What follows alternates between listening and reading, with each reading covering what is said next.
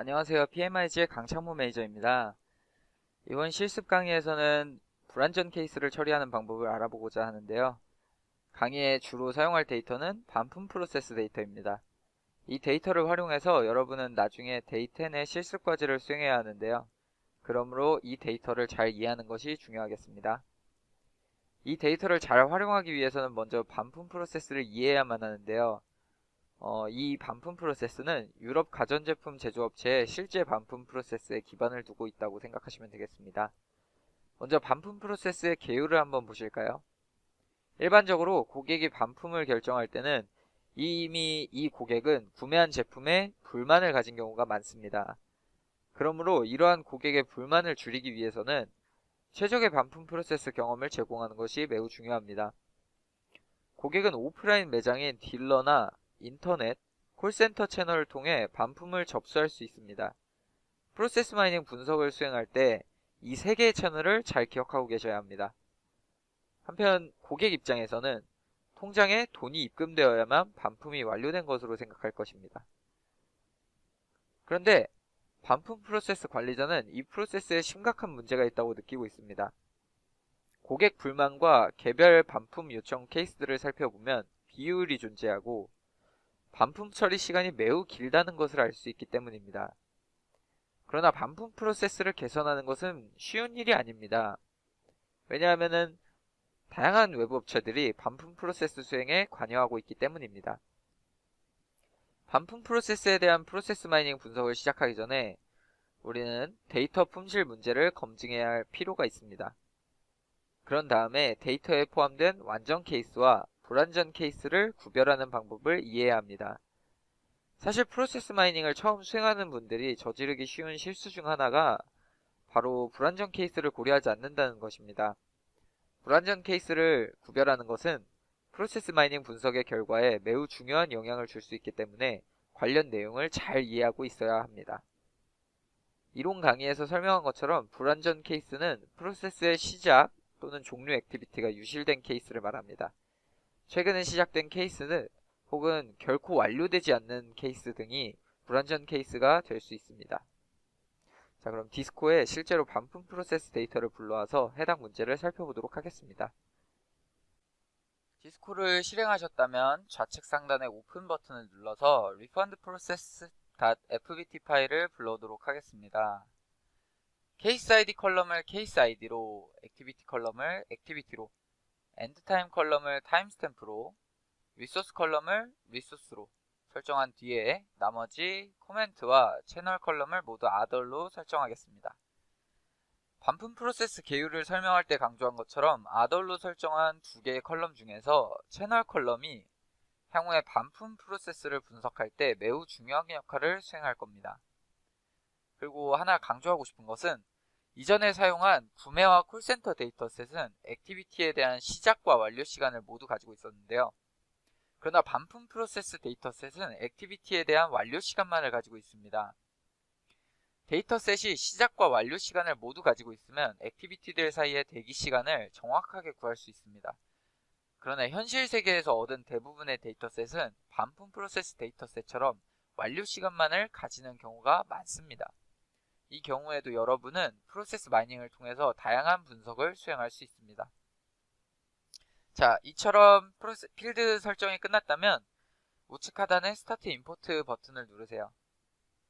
자, 이제 반품 프로세스 맵이 도출되면 우측 디테일 컨트롤에서 패스 수준을 20%로 올려보겠습니다.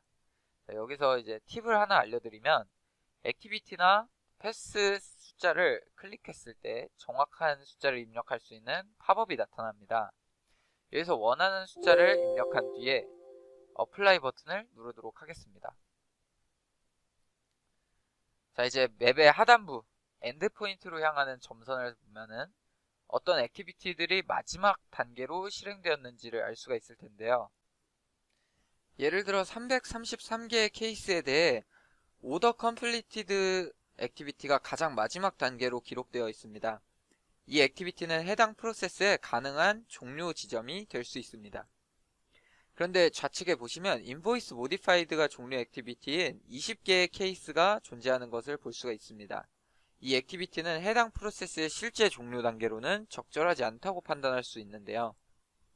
인보이스 모디파이드 액티비티로 종료된 케이스들을 살펴보기 전에 잠시 통계치 탭으로 이동을 해서 엔드타임을 보겠습니다. 이 기록이 종료된 시간은 2012년 1월 23일입니다. 이 수치를 잠시 기억해 두시기 바랍니다. 다시 맵 탭으로 이동을 해서 인보이스 모디파이드 액티비티로 종료된 20개의 케이스를 확인해 보도록 하겠습니다. 해당 점선 경로를 클릭해서 필터를 적용을 하면 자동으로 엔드포인트 필터가 적용됩니다.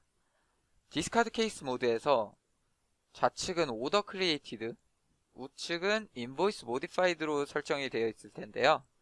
이러한 필터 설정은 오더 크리에이티드로 시작을 해서 인보이스 모디파이드로 완료된 케이스만을 필터링 하겠다는 것입니다. 이 필터를 적용한 뒤에 케이스 뷰로 이동을 해서 인보이스 모디파이드로 끝난 케이스들을 한번 살펴보겠습니다. 이전 맵에서도 확인할 수 있었던 것처럼 총 20개의 케이스가 이에 포함된 것을 알 수 있습니다. 자, 이 중에 515번 케이스를 한번 보시면 인보이스 모디파이드 단계가 2012년 1월 20일에 발생했다는 것을 볼 수 있는데요. 아까 우리가 봤던 것처럼 전체 데이터셋의 종료 시간은 2012년 1월 23일이었습니다. 만약에 우리가 2012년 6월까지 기록된 데이터를 가지고 있었다면 인보이스 모디파이드 이후에 발생한 다른 단계들에 대한 기록이 이 데이터에 포함되어 있을 수도 있습니다. 지금까지의 실습을 통해서 우리는 반품 프로세스 데이터에 포함된 모든 종료 단계들이 분석 대상 프로세스에 의미 있는 종료 액티비티가 되지 않을 수도 있음을 알게 되었습니다. 이와 같이 불완전 케이스를 포함하는 데이터에 대한 프로세스 맵이나 혹은 베리언트를 살펴볼 때는 이 프로세스 맵과 베리언트가 분석 대상 프로세스의 실제 시작과 종료 단계를 보여주는 것이 아니라 데이터에 포함된 시작과 종료 단계를 보여주는 것이라는 점을 명심해야 합니다. 불완전 케이스와 관련된 또 다른 문제는 케이스 수행 기간이 왜곡될 수 있다는 것입니다. 프로세스 마이닝 도구는 정상적으로 완료된 케이스와 불완전 케이스를 스스로 구별하지는 못합니다. 이런 상황에서 프로세스 마이닝 도구는 임포트된 데이터에 포함된 모든 케이스의 시작 이벤트와 완료 이벤트 간의 시간 간격을 케이스 수행 기간으로 계산합니다. 이 때문에 불완전 케이스의 수행 기간은 정상 완료된 케이스의 수행 기간보다 디스코에서 짧게 나타납니다. 필터를 적용하지 않은 데이터로 돌아간 뒤에 케이스 뷰에서 72번 케이스를 한번 살펴보도록 하겠습니다. 케이스를 쉽게 검색하기 위해서 우측 상단에 케이스 72라고 입력을 하시면 해당하는 케이스가 나오는 것을 확인하실 수가 있겠습니다. 자, 여기서 두 개의 액티비티, 즉 오더 크리에이티드와 미싱 도큐먼트 리퀘스티드를 수행한 72의 케이스 듀레이션은 단지 3분에 불과합니다. 여기서 미싱 도큐먼트 리퀘스티드 단계는 해당 프로세스의 실제적인 종료 단계가 아닙니다. 왜냐하면 이 단계는 고객에게 요청한 구매 영수증 등의 추가 문서를 기다리는 중간 상태이기 때문입니다. 케이스를 선택했을 때 나타나는 그래프를 보면 이 단계가 수행된 이후로 이 케이스는 한 달 이상 미완료됐다는 것을 확인할 수 있습니다. 다시 말해서 고객에게 구매 영수증 등의 추가 문서를 요청을 했으나 고객이 한 달 이상 어떤 행동도 취하지 않고 있는 것입니다. 이러한 케이스가 바로 결코 완료되지 않는 케이스가 될 수 있습니다. 이처럼 프로세스 마이닝 분석을 수행할 때 불완전 케이스를 제거하지 않는다면 통계 뷰의 평균 케이스 수행 기간과 같은 계산이 불완전 케이스에 의해 영향을 받을 수 있습니다. 불완전 케이스는 프로세스 맵과 베리언트 도출에 영향을 줄 뿐만 아니라 시간 관점의 지표값 도출에도 영향을 주는 것입니다.